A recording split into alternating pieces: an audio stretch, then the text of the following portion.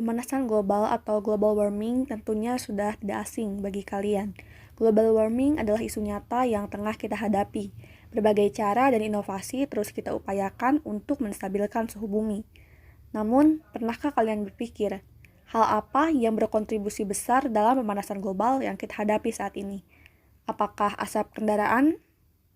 Apakah dari limbah yang kita hasilkan? Atau mungkin akibat dari penggundulan hutan? Ketiga hal tersebut memang benar merupakan contoh hal yang berkontribusi dalam pemanasan global. Namun, pernahkah kalian mengira bahwa ternyata pemanasan global dimulai dari sepiring makanan yang kita makan? Makanan yang merupakan suatu kebutuhan pokok ternyata merupakan salah satu kontributor utama penyebab pemanasan global. Data menunjukkan lebih dari sepertiga, tepatnya 34% dari semua emisi gas rumah kaca buatan manusia dihasilkan oleh sistem pangan, di mana gas rumah kaca ini merupakan hal yang menyebabkan suhu global terus meningkat. Pertanyaannya saat ini adalah, dari mana dan bagaimana sebenarnya gas rumah kaca itu dihasilkan pada industri makanan? Kenapa bisa makanan yang kita konsumsi justru memberikan dampak destruktif yang begitu besar pada bumi kita saat ini? Sebenarnya, jika kita kembali berkaca pada 3 penyebab pemanasan global yang tadi sudah disebutkan, pertanyaan mengapa industri pangan bisa menyebabkan pemanasan global sudah cukup terjawab. Industri makanan saat ini menghasilkan asap kendaraan pada proses distribusi, industri makanan juga menghasilkan banyak limbah, dan membutuhkan banyak lahan yang menyebabkan penggundulan hutan terus terjadi. Lantas, seperti apa solusi yang bisa memperbaiki status quo saat ini? Tentunya, itu bukan pertanyaan yang mudah untuk dijawab. Kita perlu menilik lebih lanjut, sebenarnya apa yang salah dengan sistem di industri makanan yang kita miliki saat ini. Sebelum memasuki pembahasan yang lebih lanjut, pertama-tama sebaiknya kita mengetahui apa itu limbah. Menurut pengertiannya, limbah adalah bahan pembuangan yang tidak terpakai dan berdampak negatif bagi masyarakat jika tidak dikelola dengan baik. Limbah merupakan sisa produksi, baik dari alam maupun hasil kegiatan manusia. Berdasarkan sumbernya, limbah dibagi menjadi beberapa jenis. Yang pertama adalah limbah domestik, yaitu limbah yang berasal dari kegiatan rumah tangga dan kegiatan usaha seperti pasar, restoran, dan gedung perkantoran. Lalu, ada limbah industri, yang merupakan sisa atau buangan dari hasil proses industri. Kemudian, ada limbah pertanian, yang berasal dari daerah atau kegiatan pertanian maupun perkebunan. Limbah pertambangan, yang berasal dari kegiatan pertambangan, hasilnya berupa material tambang seperti logam dan batuan. Ada juga limbah wisata, misalnya dari sarana transportasi atau tumpahan minyak dan oli yang dibuang oleh kapal dan perahu motor di kawasan wisata bahari. Kemudian yang terakhir, ada limbah yang berasal dari dunia kesehatan atau limbah medis yang mirip dengan sampah domestik pada umumnya, yaitu obat-obatan dan beberapa zat kimia. Selain itu, limbah yang dihasilkan industri makanan berdasarkan wujudnya dibedakan menjadi 3. Yang pertama adalah limbah padat, dapat berupa plastik, kaca, tinja, sisa tubuh hewan, dan ampas. Kemudian ada limbah cair yang dapat berupa air bekas pencucian dan air kakus. Dan yang terakhir adalah limbah gas, dapat berupa metana, karbon dioksida, dan nitrogen dioksida. Masalah yang dihasilkan dari industri makanan dimulai sedini sejak proses produksi terjadi, di mana di sini kami mencoba untuk menyempitkan industri makanan menjadi hanya berfokus pada sektor agrikultur yang kita bagi dua lagi menjadi peternakan dan pertanian. Dari bagan dapat kita lihat bahwa baik peternakan maupun pertanian, keduanya menghasilkan gas rumah kaca, di mana peternakan membutuhkan pertanian yang juga menghasilkan gas rumah kaca. Dapat disimpulkan bahwa peternakan menghasilkan lebih banyak gas rumah kaca, yang artinya peternakan lebih buruk daripada pertanian. Kemudian sebagai tambahan, peternakan ini juga memerlukan lebih banyak lahan dibanding pertanian, karena peternakan ini membutuhkan pertanian yang juga mengonsumsi lahan yang didapatkan dari proses deforestasi atau penggundulan hutan, di mana proses penggundulan hutan ini akan memperburuk pemanasan global. Dapat kita simpulkan bahwa sektor agrikultur merupakan sektor yang sangat boros lahan. Bahkan jika kita misalkan nih, semua orang di bumi makan sebanyak rata-rata orang Amerika, maka dibutuhkan semua lahan yang dapat dihuni untuk agrikultur dan kita masih akan kekurangan 38%. Itu adalah status quo untuk saat ini. Di masa depan ketika penduduk bumi semakin banyak, maka akan semakin banyak lahan yang kita butuhkan. Jika kita terus mempertahankan sistem tradisional, maka kita akan kekurangan lahan untuk memenuhi kebutuhan pangan kita. Selain itu artinya akan ada semakin banyak hutan yang kita gunduli untuk memenuhi kebutuhan pangan tersebut. Masalah lainnya adalah sektor agrikultur ini bukan hanya buruk karena boros penggunaan lahan, tetapi juga menghasilkan sangat banyak limbah. Sebagai contohnya, peternakan menghasilkan limbah organik yang dihasilkan dari kotoran hewan, kemudian pertanian menghasilkan sampah organik dari kegagalan panen, dan lain-lain. Kemudian, kedua sektor ini juga merupakan sektor yang sangat boros sumber daya.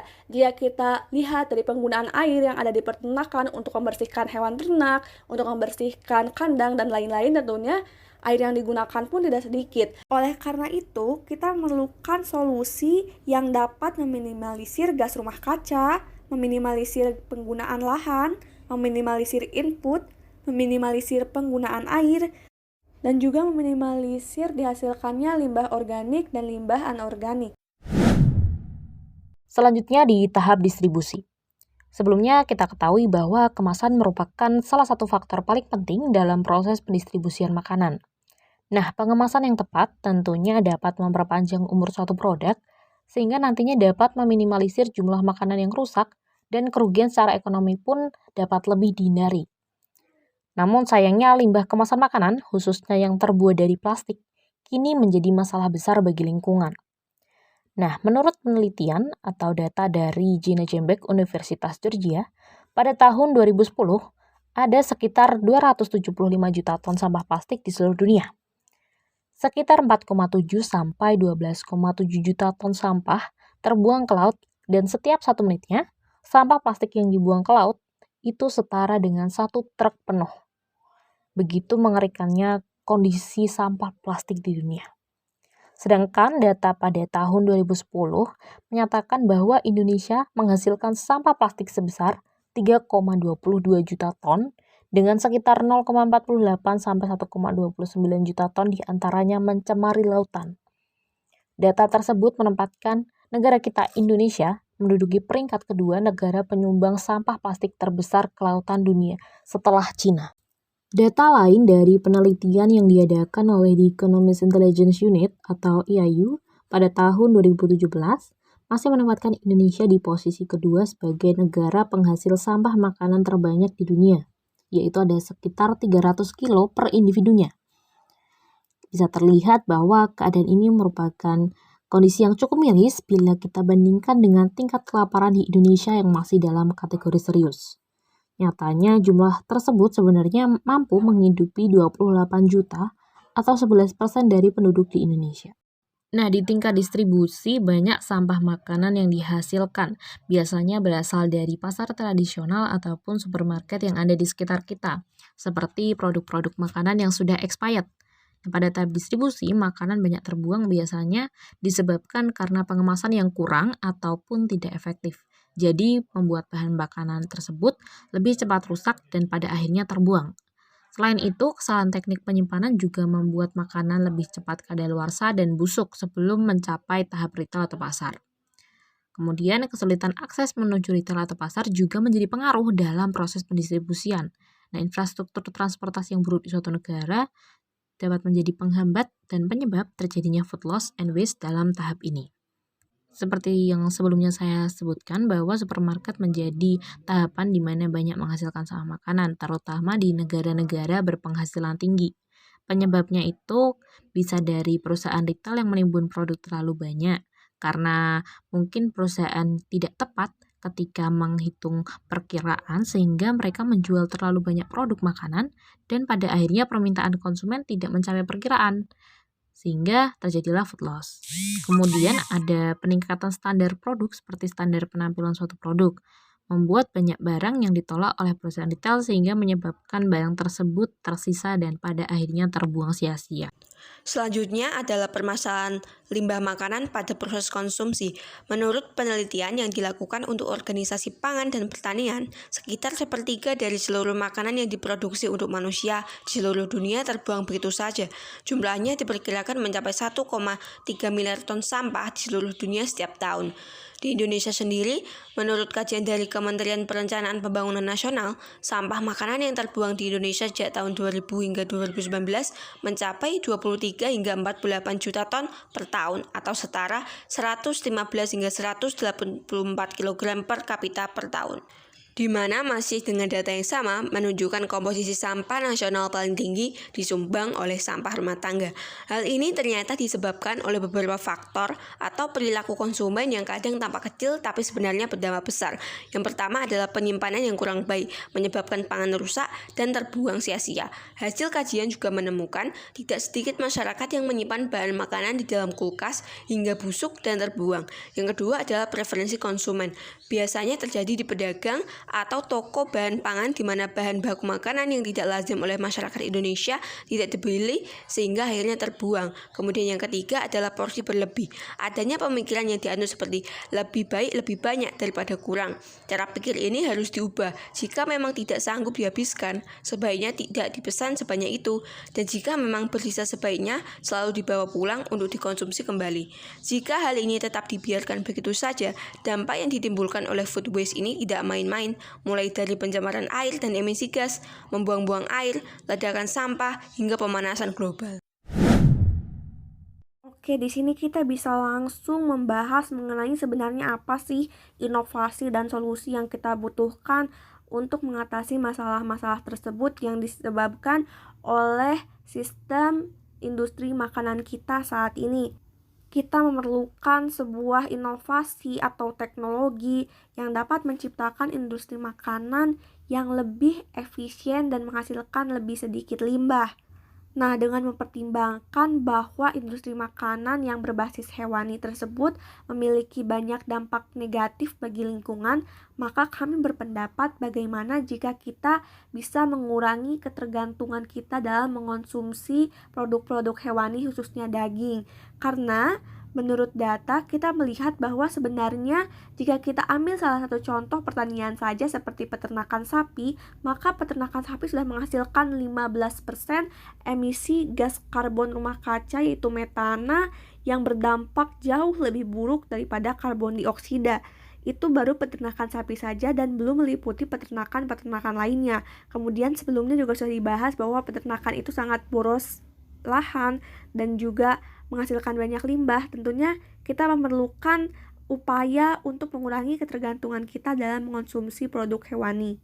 Tapi tentunya hal itu bukanlah hal yang mudah karena saat ini kita banyak mengonsumsi daging dan kita sudah terbiasa untuk menjadi makhluk yang karnivora. Oleh karenanya mungkin kita tidak perlu mereduksi atau menghilangkan kebiasaan kita memakan daging, namun kenapa kita tidak menciptakan teknologi yang dapat menciptakan daging yang ramah lingkungan? Sebenarnya menciptakan daging yang lebih ramah lingkungan bukan merupakan ide baru, bahkan saat ini kita sudah memiliki teknologi-teknologi yang dapat menciptakan daging yang lebih ramah lingkungan. Teknologi-teknologi tersebut diantaranya adalah dengan menciptakan daging yang terbuat dari bahan dasar nabati atau tumbuhan-tumbuhan, kemudian menciptakan daging yang dikembangkan di lab yang berasal dari satu sel tunggal, yang kemudian sel tersebut dikembangbiakan sehingga dapat membentuk yang biasa kita konsumsi. Namun sayangnya teknologi ini masih memiliki beberapa kekurangan.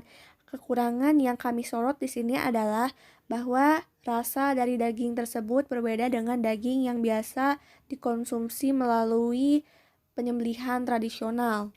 Alasan mengapa rasa daging tersebut berbeda adalah karena daging yang diciptakan di lab tadi tidak memiliki serat-serat yang sama dengan daging-daging yang dikonsumsi oleh masyarakat biasanya melalui penyembelihan tradisional tadi.